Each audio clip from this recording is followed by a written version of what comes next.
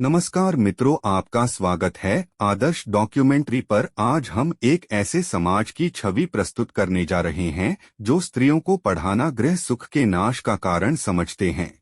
महान लेखक महावीर प्रसाद द्विवेदी ने इस कृति का लेखन किया जिसका शीर्षक है स्त्री शिक्षा के विरोधी कुतर्कों का खंडन। बड़े शोक की बात है, आजकल भी ऐसे लोग विद्यमान हैं जो स्त्रियों को पढ़ाना उनके और गृहसुख के नाश का कारण समझते हैं।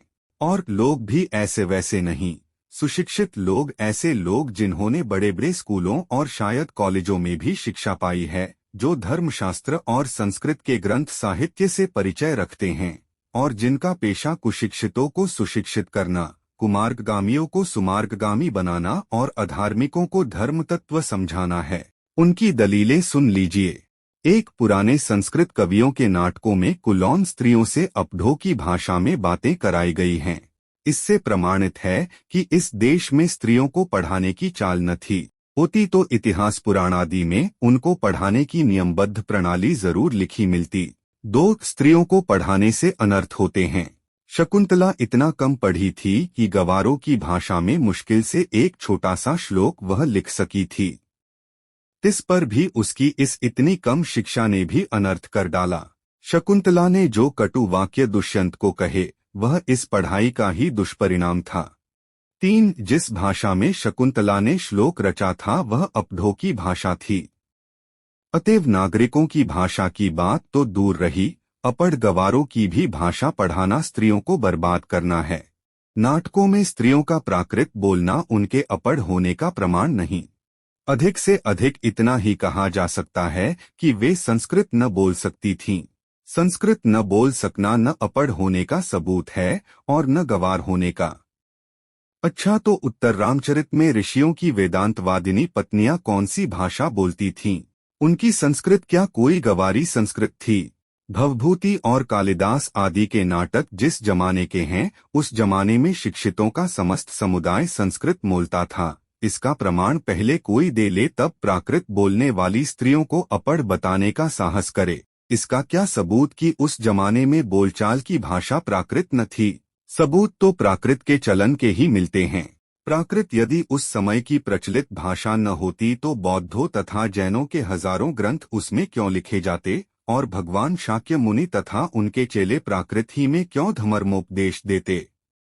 बौद्धों के त्रिपिटक ग्रंथ की रचना प्राकृत में किए जाने का एकमात्र कारण यही है कि उस जमाने में प्राकृत ही सर्वसाधारण की भाषा थी। अतएव प्राकृत बोलना और लिखना अपढ़ और अशिक्षित होने का चिन्ह नहीं।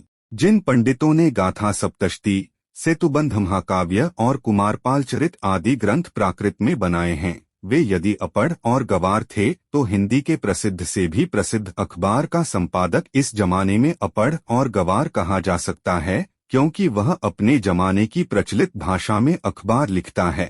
हिंदी, बांग्ला आदि भाषाएं आजकल की प्राकृत हैं। शौरसेनी, मागधी, महाराष्ट्री और पाली आदि भाषाएं उस जमाने की थीं। प्राकृत पढ़कर भी उस जमाने में लोग उसी तरह सभ्य, शिक्षित और पंडित हो सकते थे जिस तरह की हिंदी, बांग्ला, मराठी आदि भाषाएं पढ़कर इस जमाने में हम हो सकते हैं। फिर प्राकृत बोलना अपढ़ होने का सबूत है, यह बात कैसे मानी जा सकती है? जिस समय आचार्यों ने नाट्यशास्त्र संबंधी नियम बनाए थे उस समय सर्वसाधारण की भाषा संस्कृत न थी। चुने हुए लोग ही संस्कृत बोलते या बोल सकते थे। इसी से उन्होंने उनकी भाषा संस्कृत और दूसरे लोगों तथा स्त्रियों की भाषा प्राकृत रखने का नियम कर दिया। पुराने जमाने में स्त्रियों के लिए कोई विश्वविद्यालय न था। फिर नियमबद्ध प्रणाली का उल्लेख आदि पुराणों में न मिले तो क्या आश्चर्य, और उल्लेख उसका कहीं रहा हो पर नष्ट हो गया हो तो? पुराने जमाने में विमान उड़ते थे, बताइए उनके बनाने की विद्या सिखाने वाला कोई शास्त्र? बड़े बड़े जहाजों पर सवार होकर लोग द्वीपांतरों को जाते थे, दिखाइए जहाज बनाने की नियमबद्ध प्रणाली के दर्शक ग्रंथ। पुराणादि में विमानों और जहाजों द्वारा की गई यात्राओं के हवाले देखकर उनका अस्तित्व तो हम बड़े गर्व से स्वीकार करते हैं, परंतु पुराने ग्रंथों में अनेक प्रगल्भ पंडिताओं के नामोल्लेख देखकर भी कुछ लोग भारत की तत्कालीन स्त्रियों को मूर्ख, अपढ़ और गवार बताते हैं। इस तर्कशास्त्रज्ञता और इस न्यायशीलता की बलिहारी वेदों को प्रायः सभी हिंदू ईश्वरकृत मानते हैं। सो ईश्वर तो वेद मंत्रों की रचना अथवा उनका दर्शन विश्ववरा आदि स्त्रियों से करावे और हम उन्हें कखरा पढ़ाना भी पाप समझें। शीला और विंजा आदि कौन थीं? वे स्त्री थीं या नहीं? बड़े बड़े पुरुषकवियों से आयत हुई हैं या नहीं? शार्ंगधर पद्धति में उनकी कविता के नमूने हैं या नहीं? बौद्ध ग्रंथ त्रिपिटक के अंतर्गत थेरी गाथा में जिन सैकड़ों स्त्रियों की पद्य रचना उद्धत है वे क्या अपढ़ थी? जिस भारत में कुमारिकाओं को चित्र बनाने, नाचने, गाने बजाने, फूल चुनने, हार गूंथने, पैर मलने तक की कला सीखने की आज्ञा थी, उनको लिखने पढ़ने की आज्ञा न थी। कौन विज्ञ ऐसी बात मुख से निकालेगा? और कोई निकाले भी तो मानेगा कौन? अत्रि की पत्नी पत्नी धर्म पर व्याख्यान देते समय घंटों पांडित्य प्रकट करे, गार्गी बड़े बड़े ब्रह्मवादियों को हरा दे, मंडन मिश्र की सहधर्मचारिणी शंकराचार्य के छक्के छुड़ा दे। गजब, इससे अधिक भयंकर बात और क्या हो सकेंगी? यह सब पापी पढ़ने का अपराध है। न वे पढ़ती, न वे पूजनीय पुरुषों का मुकाबला करती। यह सारा दुराचार स्त्रियों को पढ़ाने ही का कुफल है। समझे? स्त्रियों के लिए पढ़ना कालकूट और पुरुषों के लिए पीयूष का घूंट। ऐसी ही दलीलों और दृष्टांतों के आधार पर कुछ लोग स्त्रियों को अपढ़ रखकर भारतवर्ष का गौरव बढ़ाना चाहते हैं। मान लीजिए कि पुराने जमाने में भारत की एक भी स्त्री पढ़ी लिखी न थी। न सही, उस समय स्त्रियों को पढ़ाने की जरूरत न समझी गई होगी, पर अब तो है। अतएव पढ़ाना चाहिए। हमने सैकड़ों पुराने नियमों, आदेशों और प्रणालियों को तोड़ दिया है या नहीं? तो चलिए स्त्रियों को अपढ़ रखने की इस पुरानी चाल को भी तोड़ दें। हमारी प्रार्थना तो यह है कि स्त्री शिक्षा के विपक्षियों को क्षण भर के लिए भी इस कल्पना को अपने मन में स्थान न देना चाहिए कि पुराने जमाने में यहाँ की सारी स्त्रियां अपढ़ थीं अथवा उन्हें पढ़ने की आज्ञा न थी। जो लोग पुराणों में पढ़ी लिखी स्त्रियों के हवाले मांगते हैं, उन्हें श्रीमद्भागवत दशम स्कंध के उत्तरार्ध का 53वां अध्याय पढ़ना चाहिए। उसमें रुक्मिणी हरण की कथा है। रुक्मिणी ने जो एक लंबा चौड़ा पत्र एकांत में लिखकर एक ब्राह्मण के हाथ श्री कृष्ण को भेजा था, वह तो प्राकृत में न था। उसके प्राकृत में होने का उल्लेख भागवत में तो नहीं। उसमें रुक्मिणी ने जो पांडित्य दिखाया है वह उसके अपढ़ और अल्पज्ञ होने अथवा गवारपन का सूचक नहीं। पुराने ढंग के पक्के सनातन धर्मावलंबियों की दृष्टि में तो नाटकों की अपेक्षा भागवत का महत्व बहुत ही अधिक होना चाहिए।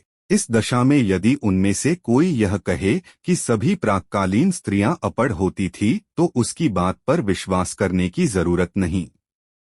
भागवत की बात यदि पुराणकार या कवि की कल्पना मानी जाए तो नाटकों की बात उससे भो गई बीती समझी जानी चाहिए। स्त्रियों का किया हुआ अनर्थ यदि पढ़ाने ही का परिणाम है तो पुरुषों का किया हुआ अनर्थ भी उनकी विद्या और शिक्षा ही का परिणाम समझना चाहिए। बम के गोले फेंकना, नरहत्या करना, डाके डालना, चोरियां करना, घूस लेना, ये सब यदि पढ़ने लिखने ही का परिणाम हो तो सारे कॉलेज, स्कूल और पाठशालाएं बंद हो जानी चाहिए। परंतु विक्षिप्तों, बातव्यथितों और ग्रहग्रस्तों के सिवा ऐसी दलीलें पेश करने वाले बहुत ही कम मिलेंगे। शकुंतला ने दुष्यंत को कटु वाक्य कहकर कौन सी अस्वाभाविकता दिखाई? क्या वह यह कहती कि आर्यपुत्र शाबाश, बड़ा अच्छा काम किया जो मेरे साथ गांधर्व विवाह करके मुकर गए। नीति, न्याय, सदाचार और धर्म की आप प्रत्यक्ष मूर्ति हैं। पत्नी पर घोर से घोर अत्याचार करके जो उससे ऐसी आशा रखते हैं वे मनुष्य स्वभाव का किंचित भी ज्ञान नहीं रखते।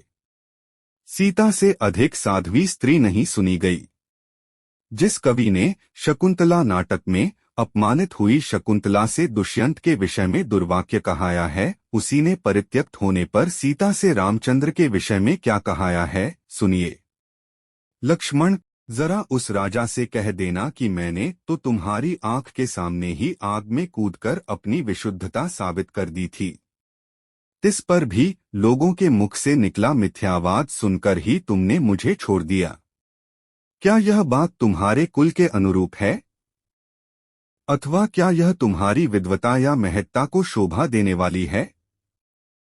सीता का यह संदेश कटु नहीं तो क्या मीठा है? राजा मात्र कहकर उनके पास अपना संदेशा भेजा। यह उक्ति न किसी गवार स्त्री की, किंतु महाब्रह्मज्ञानी राजा जनक की लड़की और मनवादी महर्षियों के धर्मशास्त्रों का ज्ञान रखने वाली रानी की सीता की धर्मशास्त्रज्ञता का यह प्रमाण वहीं आगे चलकर कुछ ही दूर पर कवि ने दिया है। सीता परित्याग के कारण वाल्मीकि के समान शांत, नीतिज्ञ और क्षमाशील तपस्वी तक ने रामचंद्र पर क्रोध प्रकट किया है। शकुंतला की तरह अपने परित्याग को अन्याय समझने वाली सीता का रामचंद्र के विषय में कटुवाक्य कहना सर्वथा स्वाभाविक है। न यह पढ़ने लिखने का परिणाम है, न गवारपन का, न अकुलीनता का। पढ़ने लिखने में स्वयं कोई बात ऐसी नहीं जिससे अनर्थ हो सके। अनर्थ का बीज उसमें हरगिज नहीं। अनर्थ पुरुषों से भी होते हैं, अपढ़ो और पढ़े लिखो दोनों से। अनर्थ दुराचार और पापाचार के कारण और ही होते हैं, और वे व्यक्ति विशेष का चाल चलन देखकर जाने भी जा सकते हैं। अतएव स्त्रियों को अवश्य पढ़ाना चाहिए। जो लोग यह कहते हैं कि पुराने जमाने में यहाँ स्त्रियां न पढ़ती थीं अथवा उन्हें पढ़ने को मुमानियत थी, वे या तो इतिहास से अभिज्ञता नहीं रखते या जानबूझकर लोगों को धोखा देते हैं। समाज की दृष्टि में ऐसे लोग दंडनीय हैं, क्योंकि स्त्रियों को निरक्षर रखने का उपदेश देना समाज का अपकार और अपराध करना है, समाज की उन्नति में बाधा डालना है। शिक्षा बहुत व्यापक शब्द है। उसमें सीखने योग्य अनेक विषयों का समावेश हो सकता है। पढ़ना लिखना भी उसी के अंतर्गत है। इस देश की वर्तमान शिक्षा प्रणाली अच्छी नहीं। इस कारण यदि कोई स्त्रियों को पढ़ाना अनर्थकारी समझे तो उसे उस प्रणाली का संशोधन करना या कराना चाहिए। खुद पढ़ने लिखने को दोष न देना चाहिए। लड़कों ही की शिक्षा प्रणाली कौन सी बड़ी अच्छी है। प्रणाली बुरी होने के कारण क्या किसी ने यह राय दी है कि सारे स्कूल और कॉलेज बंद कर दिए जाएं? आप खुशी से लड़कियों और स्त्रियों की शिक्षा की प्रणाली का संशोधन कीजिए। उन्हें क्या पढ़ाना चाहिए, कितना पढ़ाना चाहिए, किस तरह की शिक्षा देना चाहिए और कहां पर देना चाहिए, घर में या स्कूल में, इन सब बातों पर बहस कीजिए। विचार कीजिए, जी में आवे सो कीजिए, पर परमेश्वर के लिए यह न कहिए कि स्वयं पढ़ने लिखने में कोई दोष है, वह अनर्थकर है, वह अभिमान का उत्पादक है, वह गृहसुख का नाश करने वाला है। ऐसा कहना सोलहों आने मिथ्या है।